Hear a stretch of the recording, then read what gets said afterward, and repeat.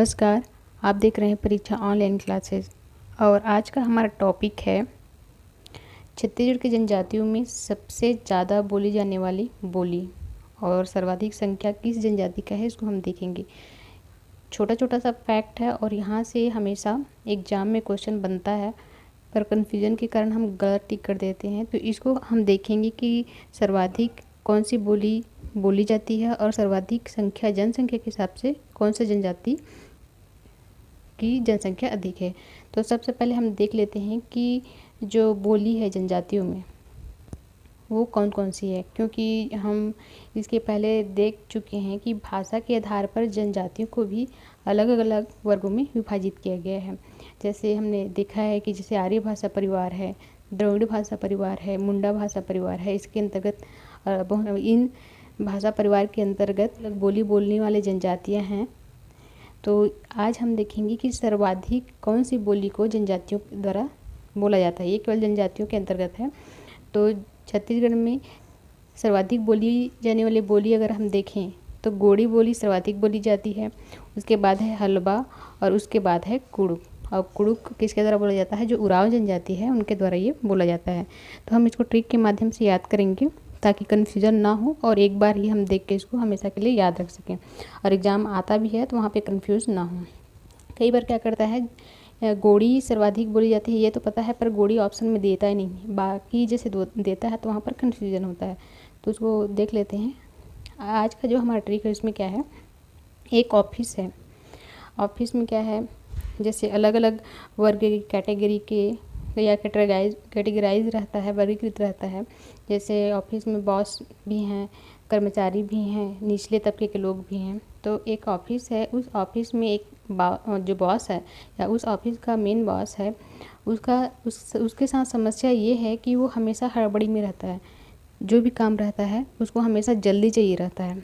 तो जब भी वो किसी से बात करता है तो उसका एक परमानेंट डायलॉग रहता है, गो फास्ट। मतलब कुछ भी बोलता है, कोई काम सौंपता है, सामान्य वार्तालाप करता है तो उसके शब्दों में ये शब्द ज़रूर आता है, उसके वाक्यों में ये शब्द ज़रूर आता है, गो फास्ट। तो बाकी लोगों को गो फास्ट के अलावा उसका और जो बोल रहा है वो समझ नहीं आता है। ये हमारा ट्रिक है। तो इसमें कैसे समझ लेते हैं। जो बॉस है वो बोलता क्या है, हमेशा गो फास्ट, और ये बोल बोल के वो इतना हल्ला करता है, इतना परेशान हो जाते हैं लोग कि वो समझ ही नहीं आता कि वो क्या बोलना चाह रहा है। अब इसको हम जोड़ते हैं, गो फास्ट से गो को लिए, गो से आ गया गोड़, फास्ट कुछ नहीं है।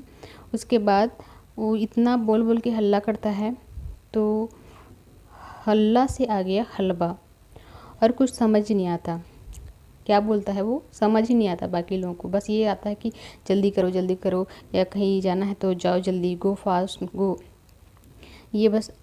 तो यहाँ पर समझ नहीं आता का मतलब है तीसरे नंबर पर है आपका कुड़ुक। कुड़ुक क्या है, जो भाषा है वो उराव जनजाति के अलावा अन्य किसी को समझ नहीं आता। यहाँ पर इसको माइंड नहीं करना है कि जो इस जनजाति से संबंधित हैं तो हमारे जनजाति को किस तरीके से बोला जाता है। ये केवल याद करने के लिए एक छोटा सा ट्रिक है ताकि हम इसको याद कर सकें। सभी जनजातियों द्वारा अलग अलग भाषा बोली जाती है और सबको सब नहीं समझ पाते। तो ये हमारा आपका जनजातियों द्वारा जो सर्वाधिक बोली जाने वाली बोली है उसको हमने देखा कि सर्वाधिक इसको बोली जाती है गोड़ी, उसके बाद हलवा, फिर तीसरे नंबर पर है कुड़ुक। उसके बाद दूसरा हम देखते हैं कि सर्वाधिक संख्या किसकी है। जनजातियों में सर्वाधिक कौन सी जनजाति की संख्या के हिसाब से अगर है तो सर्वाधिक है। इसमें है आपका पहले नंबर पर है गोंड, जिनकी जो कुल जनसंख्या है वो 42 लाख समथिंग है, जिसको हम मोटा मोटा ले सकते हैं 43 लाख, 43 लाख। उसके बाद दूसरे नंबर पे है कंवर, इनकी जनसंख्या है कुल जनसंख्या 9 लाख। उसके बाद थर्ड नंबर पे है उरांव, जिनका है कुल जनसंख्या 8.5 लाख। और लास्ट ऑफ 4 नंबर पे है हलवा, जिसकी जनसंख्या है 3.7 लाख। अब इसमें से सीक्वेंस तो कभी कभी सीक्वेंस में भी पूछ देता है, या फिर इनमें से कई बार क्वेश्चन बनना है कि सर्वाधिक संख्या कौन से जनजातियों का है। गोंड है तब वहाँ तक तो ठीक है कि सर्वाधिक गोड़ी बोली भी जाती है और जनसंख्या भी इनकी है, पर गोंड नहीं दिया है। तो उसके बाद अगर कंवर भी दिया ठीक है, तो अगर मान लो दोनों भी ऑप्शन में नहीं दिए हैं तो बाकी छांटने में थोड़ा सा दिक्कत होता है। तो हम अब इसको देखेंगे, इसको भी हम एक इस स्टोरी के माध्यम से देखेंगे। और जो हमारा स्टोरी है उसको बस एक बार सुनना है, अलग से रटने की ज़रूरत नहीं है। एक बार आप सुन लेंगे तो पिक्चर के माध्यम से पूरा जो स्टोरी है वो छप जाएगा, और क्वेश्चन आता भी है तो आसानी से आप क्लिक कर लेंगे। हमारा ट्रिक क्या है, अब इसको देखते हैं। छत्तीसगढ़ का अधिकांश जो जनजाति है वो गोंड की उपजातियाँ हैं, किंतु होता क्या है कि अधिकांश जातियाँ इसे स्वीकार नहीं करती हैं। अपने आप को वो गोंड के वंशज मानने से परहेज भी करते हैं। ऐसे स्थिति में गोंड का जो प्रमुख होता है, मान लीजिए गोंड का जो राजा है, उसको अपनी पुत्री का विवाह करना है, उसको एक योग्य वर की तलाश रहती है।